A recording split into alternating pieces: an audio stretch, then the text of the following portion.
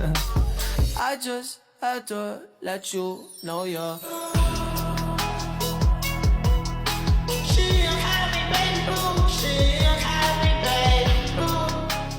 Assalamualaikum warahmatullahi wabarakatuh. Waalaikumsalam warahmatullahi wabarakatuh. Gimana kabarnya? Masih pada semangat ya? Jadi sebelum kita mulai pembelajaran pada hari ini, Bapak ingin mengabsen terlebih dahulu ya. Abel, Ahmad, Faizin, hadir. Ajeng, Hakim. Udah ya? Nah, bisikan ini kenapa? Latihan nyanyi. Buat ini kita belajar apa? Tentang apa? Nggak tahu. Kuliah Hamzah. Ada yang tahu nggak kuliah Hamzah itu apa? Tahu. Jadi kita sebagai umat Islam ya, kita kan punya pedoman, punya sumber. Nah, sumbernya apa? Al-Quran dan hadis. Nah, jadi dalam Al-Quran dan hadis itu terdapat apa? Rambu-rambu atau aturan-aturan untuk kehidupan. Di dalam Al-Quran dan hadis itu terdapat aturan atau rambu-rambu untuk menjalani kehidupan ini. Nah, menjalani kehidupan pasti kan memiliki dasarnya hukum. Memiliki hukum, memiliki aturan, jadi kita harus sesuai dengan syariatnya. Nah, di era sekarang atau di era semakin berkembang seperti ini, pastinya berkembang. Nah, jadi kita harus bisa menyesuaikan. Nah, jadi kan ketika kita pasti kan menyesuaikan dengan perkembangan zaman. Jadi ketika ada sesuatu yang berubah, pasti Islam sudah mengikutinya. Jadi ketika itu Al-Muliyat Al-Hamzah atau disebut Maqasid Asy-Syariah. Nah, Maqasid Asy-Syariah itu bisa tujuannya itu apa? Tujuannya adalah menunjukkan ke masyarakat umat Islam untuk mengetahui apa sih yang dibutuhkan umat Islam. Jadi 5 prinsip. Yang pertama apa? Itu menjaga jiwa. Yang pertama menjaga jiwa atau menjaga agama ya. Yang pertama menjaga agama, terus yang kedua menjaga jiwa, yang ketiga menjaga akal, yang keempat menjaga keturunan, yang kelima menjaga harta. Nah, jadi di dalam Al-Muliyat Al-Hamzah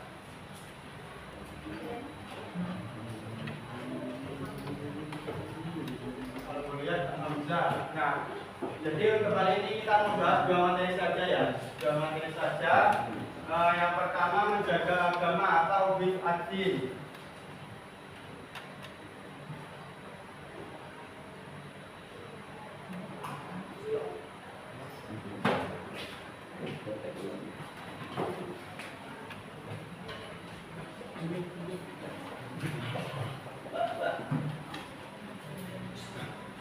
Contoh menjaga agama itu bagaimana? Ada yang tahu nggak?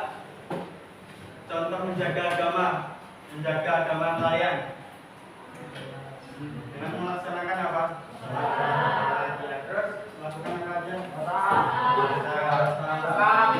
Iya.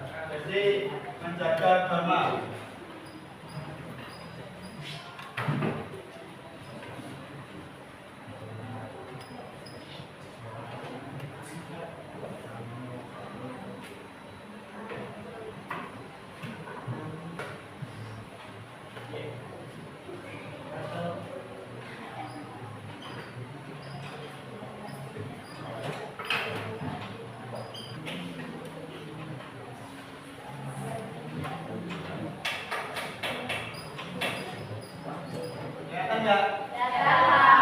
Jadi menjaga agama atau bid'ah-din itu adalah menjaga semua hal yang berkaitan dengan agama. Jadi kita sebagai umat Islam pastikan kalau kita menjaga agama terhubung dengan siapa? Allah yang menciptakan alam semesta ini. Nah, jadi ketika kita menjaga agama, yang langkah pertama itu apa? Yang dilakukan Ya, sholat yang pertama itu rukun iman ada berapa?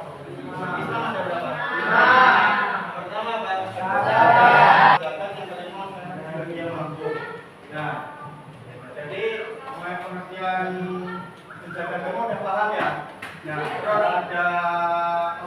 juga menjanjikan bagi siapa saja yang mau menolong atau menegakkan agama Islam, menyiarkan. Allah berfirman dalam Al-Quran surah Muhammad ayat 47 yang berbunyi Bismillahirrahmanirrahim. Ya ayyuhalladzina amanu yang tansurullaha yang surkum wa yaksibikum. Nah, jadi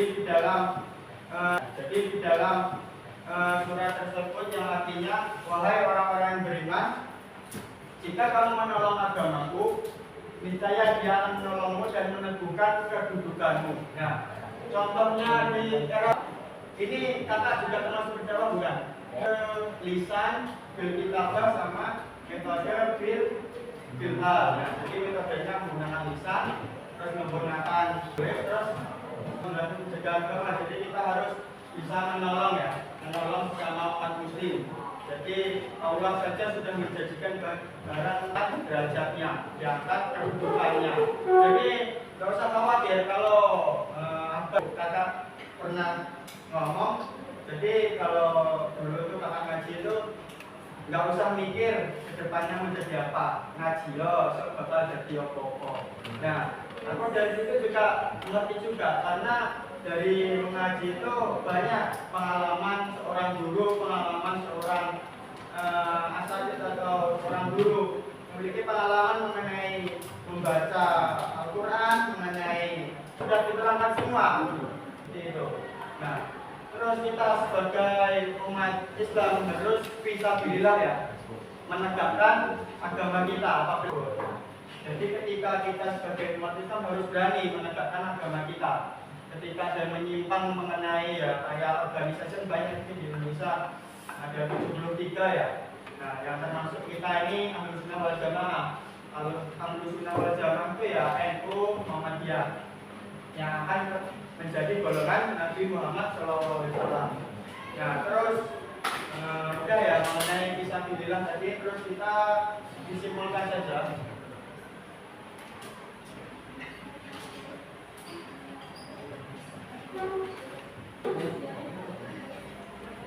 Agar pasti kita sudah bisa mengontrol diri kita ketika waktunya sholat, waktunya jumatan, waktunya berzikir, jadi kita sudah pandai mengatur waktu. Terus yang kedua bisa membantu dan menegakkan ajaran Islam.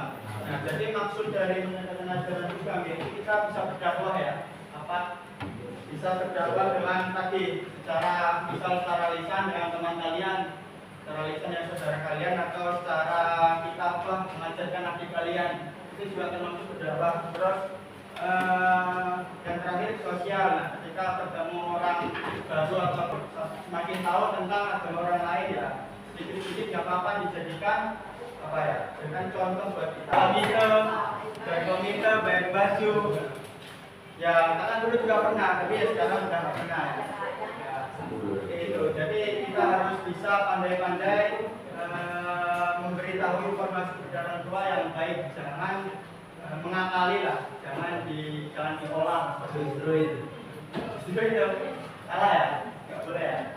Nah, kita harus berani menegakkan ajaran Islam ketika ada orang yang menyimpang itu. Terus dijauhkan dari hal yang merusak agama. Apa yang merusak agama itu seperti syirik, munafik, murtad. Maksud atau kesimpulan dari menjaga agama yang tahu nggak?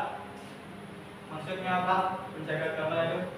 Nah, jadi kakak simpulkan ya, dari maksud menjaga agama ketika kita berada di lingkungan sekolah, kita harus tertib terhadap peraturan sekolah dan melaksanakan semua yang ada peraturan sekolah dan jangan melanggar ya, karena itu sudah termasuk ibadah. Apabila kita diniatkan dari rumah menuju ke sekolah yang niat ibadah, pasti itu akan dinilai ibadah. Semua yang kita lakukan dinilai ibadah. Nah, sedangkan kita sekolah itu juga termasuk ibadah karena kita mendapatkan pahala yang besar. Dan ketika di luar sholat lima waktu, ya, terus sedekah, puasa. Oke, terus. Dan Dari siapa enggak? Muhammad Rizal. Contoh menerapkan di kehidupan sehari-hari bagaimana menjaga agama. Ya.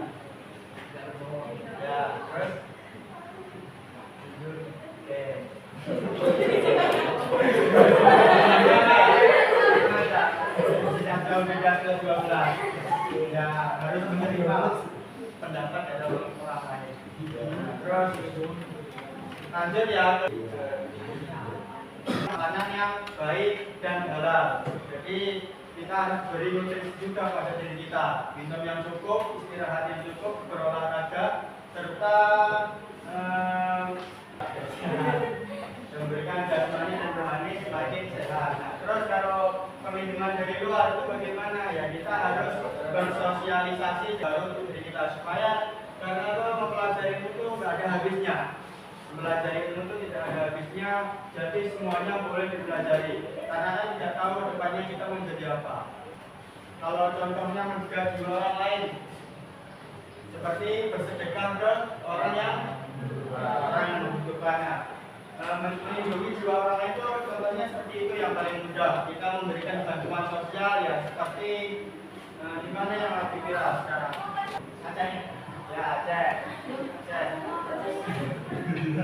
Kemudian pada Aceh bantuan sosial kita memberikan makanan, memberikan minuman kepada orang lain itu juga termasuk menjaga jiwa orang lain.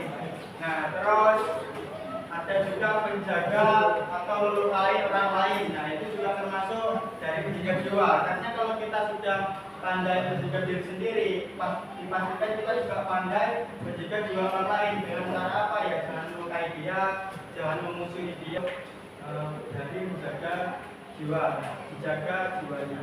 Terus simpulan dari menjaga jiwa itu maksudnya baik dan halal, olahraga yang cukup, istirahat yang cukup, membantu orang lain menjadi pelaku dan membunuh. Nah, ini termasuk dari simpulan ya, karena kan kita sudah memenuhi dari dalam, juga harus memenuhi dari luar juga, harus memberikan perlindungan baik dari dalam maupun dari luar. Sosial. Nah, ketika jiwa kita sehat, pasti akal kita juga sehat. Begitupun sebaliknya, ketika jiwa kita kotor, pasti seluruh yang kita kerjakan akan berantakan. Karena itu semua itu berasal dari hati. Berasal dari hati. Apabila nanti kita benar, pasti kita tuh susah dibilangin, malas-malesan, seenaknya atau seenaknya sendiri atau ego kita susah terkontrol seperti itu. Nah, terus untuk penerapan buku dapur kita harus menghantarkannya.